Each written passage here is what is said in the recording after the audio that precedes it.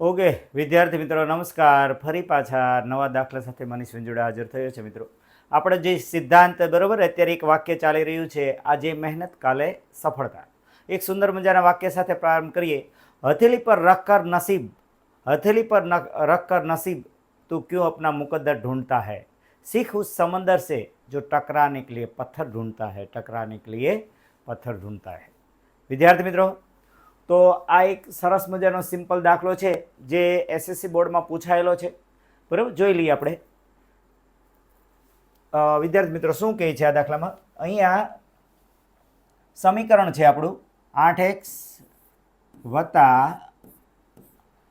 5ky બરાબર 18 છે. બરાબર, તો મિત્રો અહીંયા આપણે એક ખાસ સમજવાનું છે કે ઉકેલ, આ સમીકરણનો ઉકેલ આપ્યો છે. કેવો આપ્યો છે ભાઈ? 1 1. બરાબર, હવે આ કિંમત કઈ છે ભાઈ?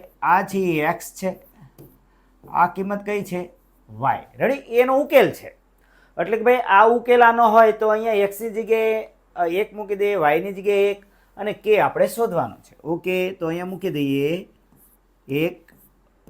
આપણને ખબર છે કોઈ પણ કિંમત મૂકીએ તો કેમાં લખવાની ભાઈ? કૌંસમાં. અહીંયા 1 અને અહીંયા કેટલા થયા? 18. રેડી મિત્રો, એકદમ સરળ. માત્ર કિંમત જ્યારે કોઈ પણ મૂકો તો એને કાઉન્સમાં કરીને મૂકવાની, કારણ કે બે પદ હોય ત્યારે ક્યાંક ચિહ્નમાં પણ ફેરફાર થતો હોય એટલા માટે. ઓકે, 8 × 8 વત્તા 5k બરાબર કેટલા થયા? 18 થયા. તેથી વિદ્યાર્થી મિત્રો, આપણો ધ્યેય કયો છે? આ કે શોધવાનો છે. બરાબર, તો +8 પેલી સાઈડ જવા દો એટલે શું થશે?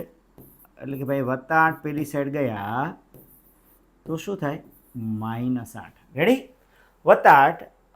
હવે આપણે મિત્રો 5 ક્યાં જશે? 5.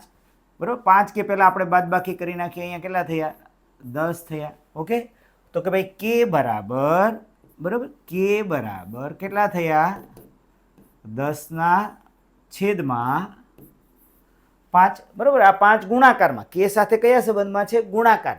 એટલે ભાગાકાર બરાબર પછી જાય એટલે ભાગાકારમાં. 5 દુ 10.